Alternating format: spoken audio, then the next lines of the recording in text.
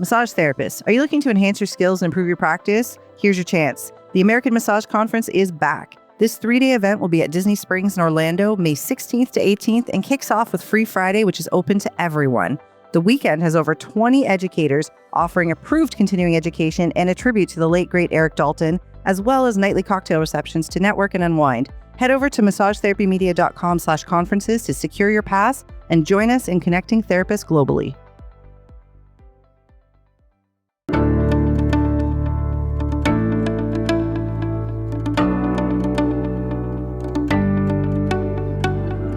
Hi, everyone. Welcome to the ABMP Podcast, a podcast that speaks to the massage and bodywork community. I'm Rachelle Clauson. And I'm Nicole Trombley. Rachelle and I are longtime massage therapists, and we write the Anatomy for Touch column for Massage and Bodywork magazine. And when we aren't writing or massaging, we're busy studying in the dissection lab and teaching. We are the co-directors of AnatomySCAPES, a continuing education company for hands-on professionals. And right now, we're busy putting together our next free live online event, Scar Tissue, a view beneath the surface. We'll be exploring a 3-dimensional view of scars. This is such an important and beautiful perspective on scars for massage therapists. We meet our clients' scars at the surface, at the skin level, but those scars often have depth and create changes in the relationship between tissues. When we deepen our view of this tissue, we experience a change in our understanding. Please join us. It is a free anatomy-focused event, and it's easy to sign up, and we even have a free gift for you when you do. Just head over to our website, AnatomySCAPES.com, for details. The link is also in the show notes. This is a really exciting time for AnatomySCAPES, as we've been traveling a lot over the past few months. How's the jet lag going, Rachelle? Not bad, actually. For some reason, I just keep waking up at the same time of morning, no matter what time zone I'm in. I just don't always remember which city I'm in. We actually just spent 10 days in Italy in February for the Fascia Winter School. And then I stayed in Europe a little longer, all the way through to the middle of March, and did guest lectures at hands-on workshops in both France and England, followed by Connect Congress, Fascia in Sports Medicine, which was held in Munich, Germany. I was able to interview a lot of the scientists, so look out for those interviews on our website. So many great conversations and presentations, all in this continually evolving world of fascia research. Massage therapists are one community that tends to be really interested in fascia. It helps us understand the body better, and it gives us more insight into what's happening under our hands at the treatment table. But sometimes fascia is dismissed as just another trend. But fascia is not a trend. It's our anatomy. But we kind of get why it's easy to dismiss sometimes. There's not always clarity on what's included when we say fascia. And that problem is not unique to the massage industry. Anatomists themselves aren't really sure exactly what gets categorized as fascia in the body. It's funny to think about that because when it comes to anatomy, it often seems like it's a done deal, like everything's been discovered. Like, this is the aorta, here's the humerus, and here's biceps brachii. But anatomy is a dynamic field of study with new understandings and definitions always proposed and debated. And fascia is definitely one of those evolving conversations. Today's podcast episode is a conversation that we recorded on the road just a few weeks ago from our apartment in Florence, Italy, just after leaving winter school. We didn't have our good Yeti microphones with us, so we kind of went rogue and we used my fancy new iPhone Pro 16 built-in mic. So as you're listening, picture us sitting in a warmly lit living room on a gold brocade couch with our voices echoing off the hundreds of years old walls as we reflect on a new proposed definition of fascia as a whole body system. We're in Florence right now. We just traveled from Padua, which is one of the oldest universities. It's the second oldest university, I think, in all of Europe. Amazing. And is one of the historical centers of the study of anatomy. We were at Winter School, which is a week-long seminar where we get to study with some of the top researchers in fascia right now. And one of the things that was presented at this week-long symposium was a new definition of fascia that has been submitted for consideration. Yeah. How are you feeling about that, Rachelle? You've been studying fascia pretty intensely for a solid 10 years. Yeah, it's been a really interesting thing to observe, and be a part of watching this discussion evolve. I was in Washington, D.C. at the Fascia Research Congress when the nomenclature committee submitted their proposition for a new updated definition of fascia, which was a bit controversial at that time, as it still appears to be, but it was a clarification. The main thing about that definition, after 3 years of a very particular process that they went through in order to come to this conclusion, which was with many conversations of sorting everything out, they ended up with two definitions, which seemed to answer the call a little bit better. So before,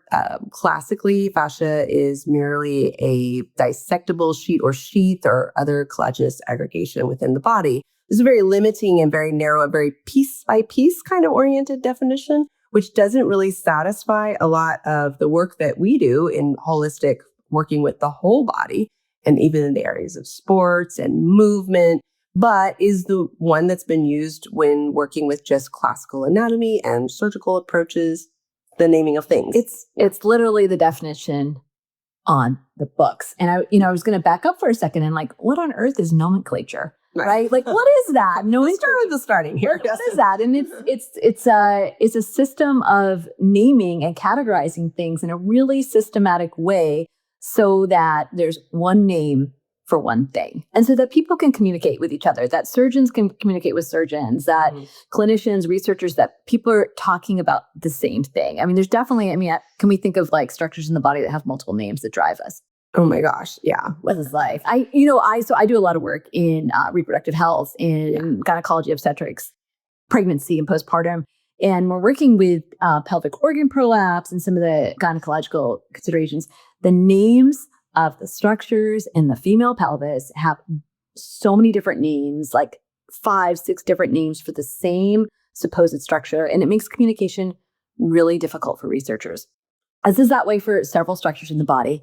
Definitely for fascia. Yeah. And anatomy societies have really tried to categorize everything. So there's a systematic naming, and there's actually a list. Where does fascia fit in that? Because we have a problem with Right. And it's interesting even just thinking about what are we saying here? We're talking about a common language. You think about other areas of life where we have many names for the same thing. Based on language, for example, in English versus Italian versus Spanish versus Thai versus Chinese, for all the languages of the world can, be talking about something as simple as the hand, and that is going to be called different things in different languages. So take that concept and bring it down to all of these very fine and detailed structures that live within the human body.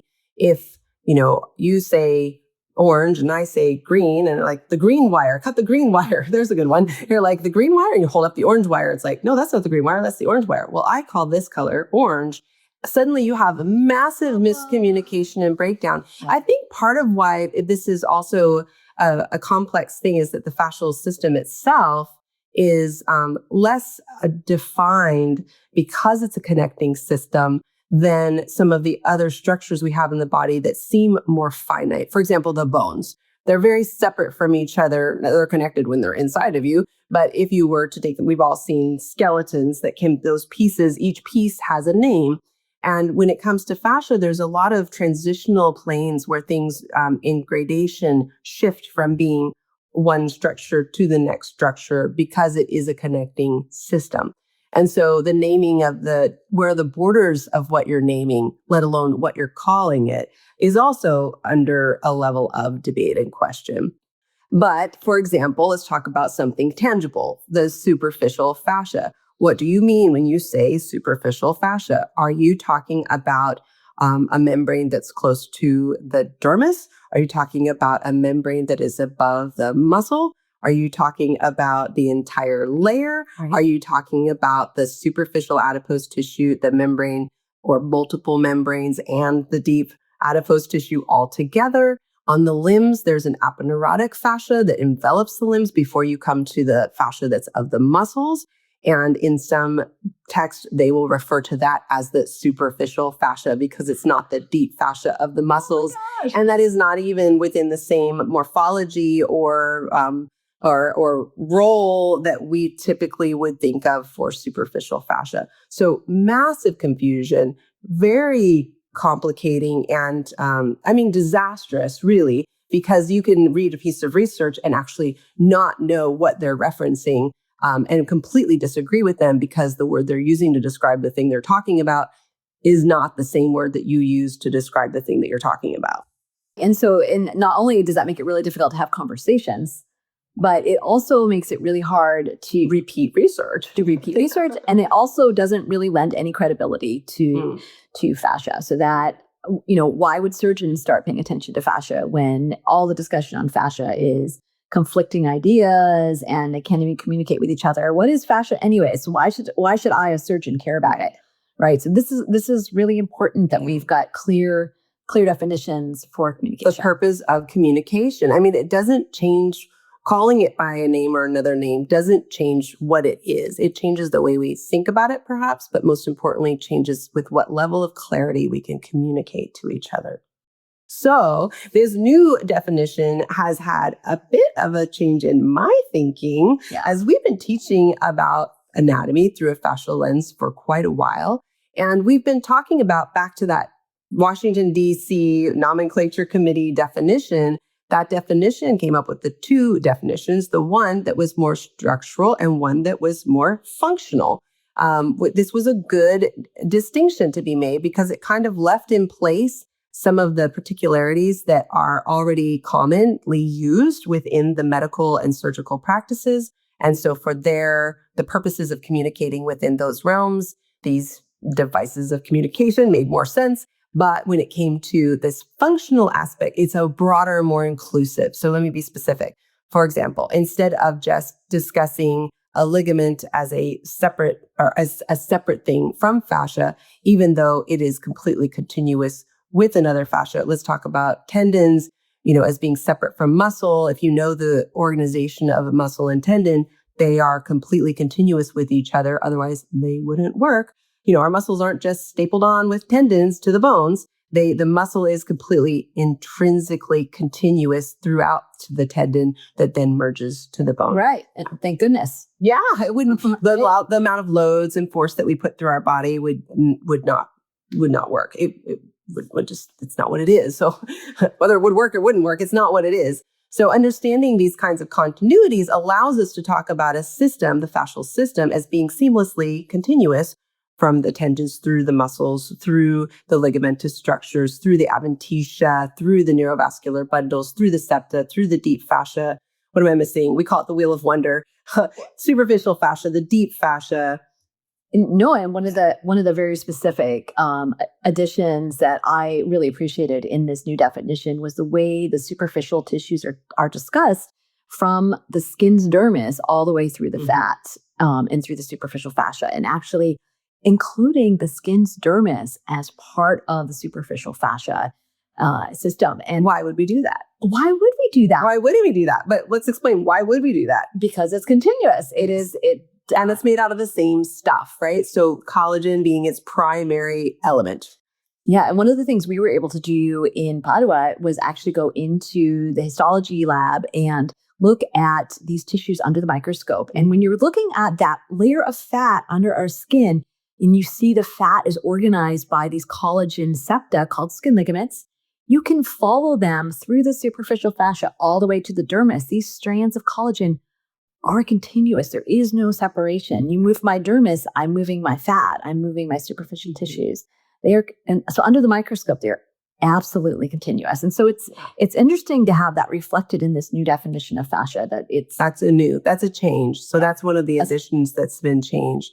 I think the other big thing that's been a change in thinking for me, or the thing that's been a big change in thinking for me, we've talked about, let me go back to that two-part definition that was produced at the Fascia Research Congress. It was in 2016, maybe 15. It's 15 or 16, but the one that was in Washington, D.C., there was the fascia as a dissectable item still really, and then the fascial system, that was that broader definition that is one that makes more sense to people who do yoga or train in sports medicine or do massage therapy, that it's that broader, more inclusive of all of the collagenous network that makes up this continuity, this system that communicates and does all of these things with itself. So in that broader definition, we started saying the fascial system to be clear. So even in AnatomySCAPES, when we're teaching, we say, just be clear, we're talking about the whole system. So don't get mad at me for saying a tendon and still talking fascia, because in this fascial system definition, that's true.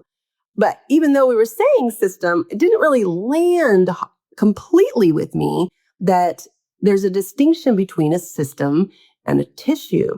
So let's talk about the 4 tissues of the human body. So there's 4 tissues, primary tissues, as they've been chosen to be categorized in the human body. You have connective tissue, muscle tissue, nerve tissue, and epithelial tissue, stuff that your skin and other parts of your body are made out of.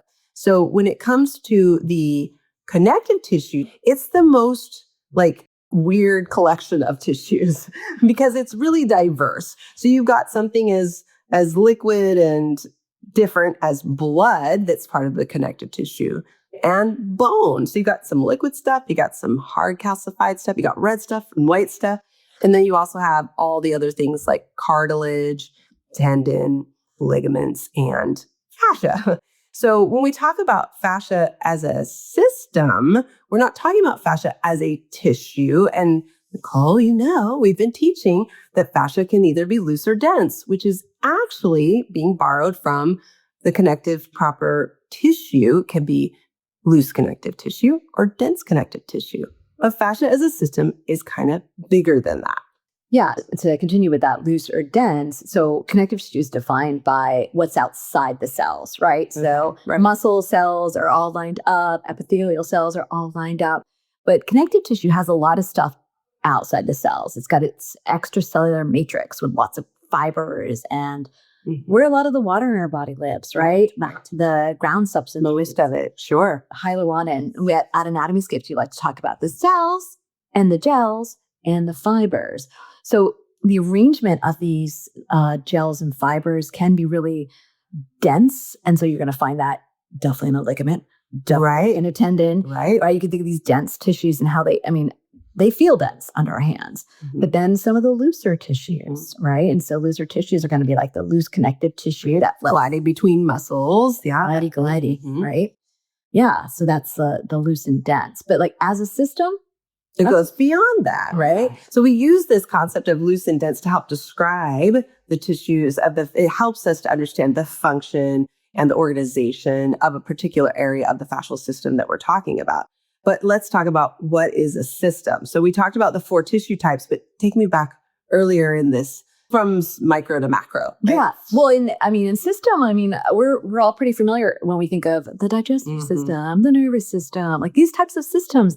Now we're talking about fascia as a system in that type of categorization, right? And so systems are really just a way that biologists categorize life, right? So we can start at the most micro, think about atoms and molecules, right? Different types of teeny, tiny, individual structures of unit that are organizing what's in our bodies and in the world around us. And we go from molecules, and the next unit is usually the cell. Right. And then cells are organized into higher organization at the level of tissues. And those are the tissues like connective tissue, epithelial tissue. So now we're at the 4 we talked about before. So we've reached that. After starting with the cell, you get to that.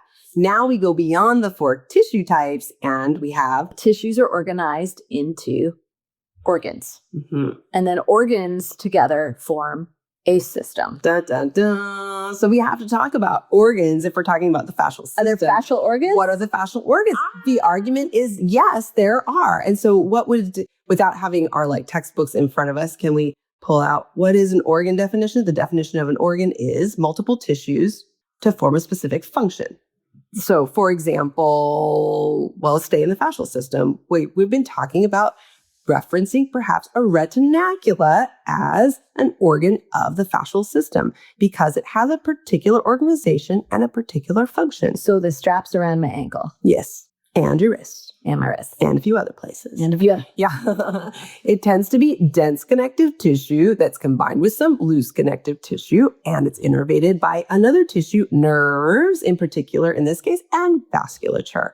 For it to be an organ, I don't know that it has to have all of them. No, of course not. Right. But it just has more than one tissue type. Which that's where this is the part where I got and was like, oh, duh, because I hadn't really been thinking about the fascial system as having multiple tissue types within it. I've been thinking about just being a purist. It's a subset of the connective tissue connective tissue.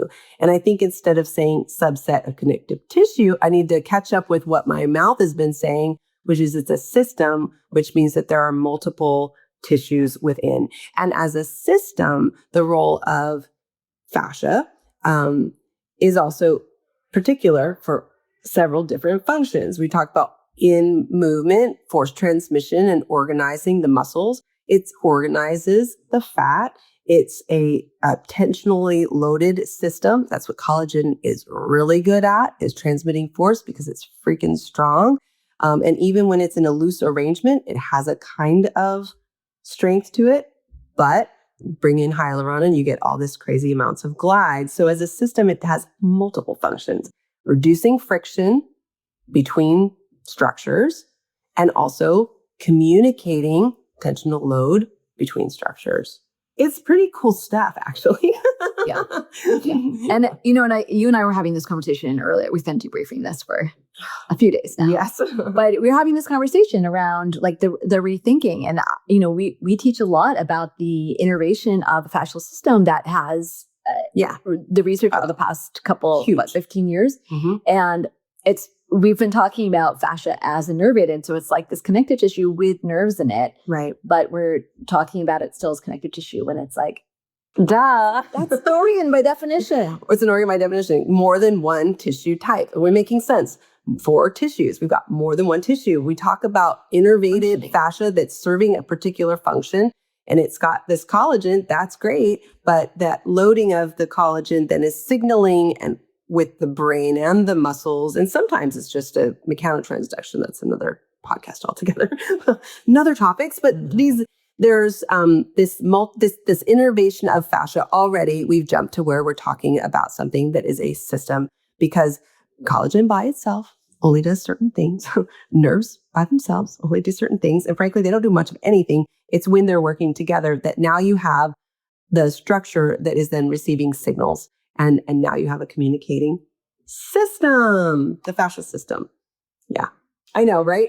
I know. And you can hear these things over and over and over again and still just all of a sudden have a moment of hearing it for the first time where you're like, how have I even actually been teaching it? And I still didn't hear what I was saying. Yeah. No, and we will, this paper was just published. So the definition was formally presented out to the community of research and anatomy in January 2025. And we'll definitely link to the site on that. And I am sure there are going to be a lot of conversations coming up over the next several months.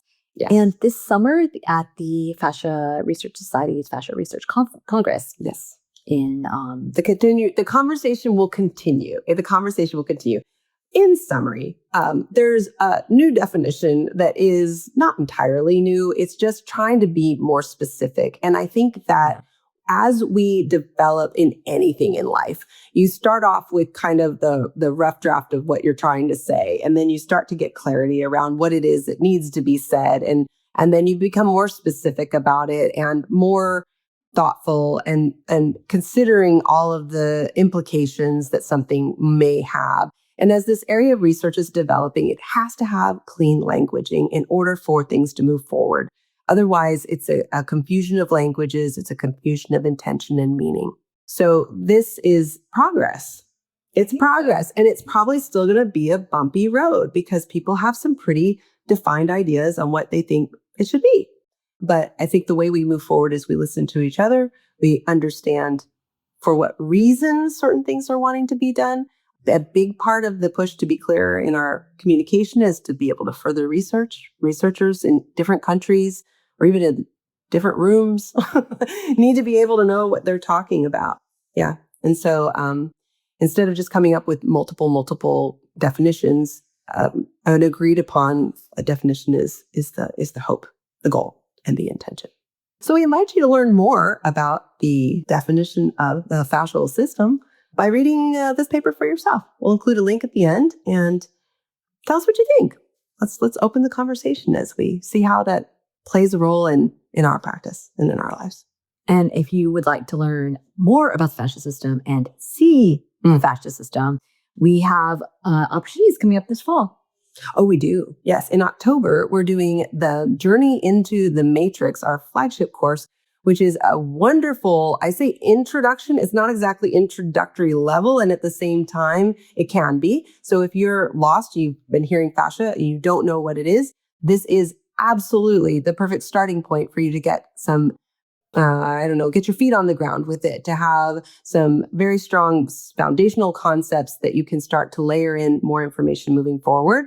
And if you've been studying fascia for a while, but you've never found your way to the dissection lab in a supported and really beautiful environment, we have that opportunity for you here too. I think when we study in the dissection lab, Nicole, doesn't really matter what level you walk into the lab with, you will always be learning something. You're either seeing something again for the first time, or you really are seeing something for the first time. There's so much to see in the human body. So if you would like to join us, go to our website at www.AnatomySCAPES.com. That's like landscapes, but with anatomy, AnatomySCAPES.com, and register for our October course for Journey into the Matrix 2025. So thanks for joining us, and We'll see you next time.